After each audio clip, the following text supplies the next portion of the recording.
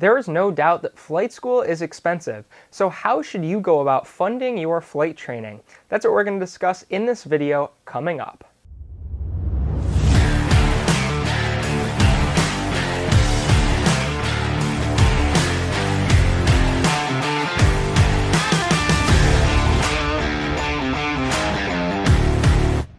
Hello everybody and welcome back to my YouTube channel. If you are new here, my name is Luke Polipsu. I'm a 16-year-old student pilot sharing my aviation journey with all of you. If you aren't already, be sure to go down below and click that subscribe button, drop a like on this video if you do enjoy. Now, let's get right into it. So when you start looking at aviation schools, you're gonna realize one thing that they all have in common. It is not cheap to fly.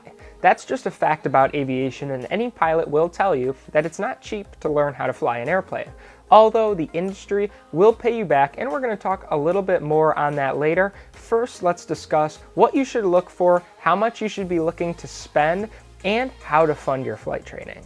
In general, when you're training to become a private pilot, you should be looking to spend anywhere between $8,000 and $12,000 to get your private pilot certificate.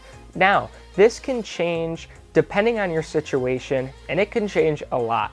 If you fly at least once a week and you study hard and you're willing to dedicate a lot of time to getting this rating, then you will be able to achieve your PPL at a lower cost and generally much quicker. Opposed to somebody who may only fly once every other week, not really study a lot, maybe here and there, then they're probably going to take a little longer, which is going to make them less proficient every time they fly, which is going to result in them not flying for the cheapest price possible and having to pay more in the long run. It's very important to assess your goals, what you want out of training before you start, so that you can work to achieve those goals. As far as funding your flight training goes, I obviously don't know your financial situation, but if you're looking at taking on debt to become a pilot, that's a common route that most people take, as most young professionals and even middle-aged people learning how to fly don't really have $80,000 to hand over to get all of their ratings.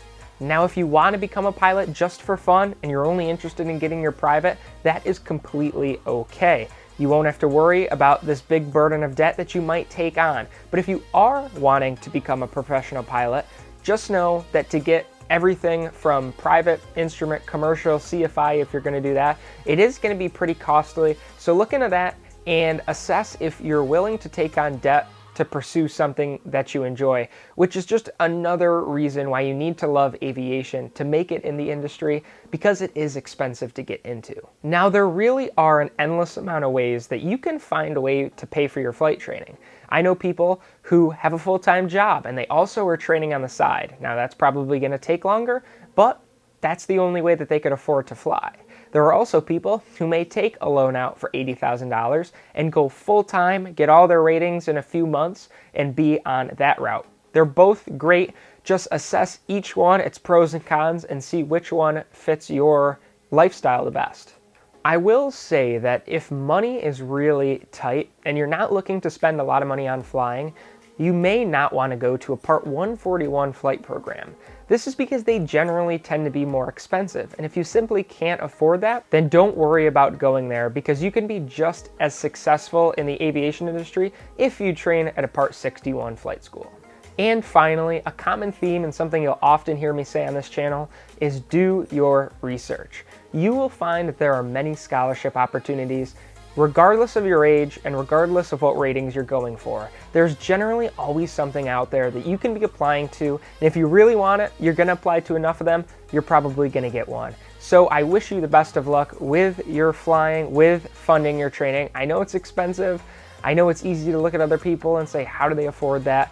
You just got to work hard. You got to know if you really want it, if you're truly passionate about it, and the rest will fall in place. So that is my video for today. If you want to add how you have helped fund your training, make sure to comment that down below. If you have any video suggestions, things you want to see, also put that down below. And don't forget, if you enjoyed this video, to go and like this video. Helps me out a lot, helps support keep making these videos.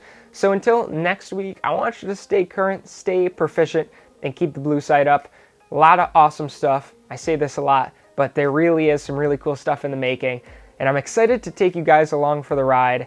So have a great week, everybody, and we will see you in the next video. Take care.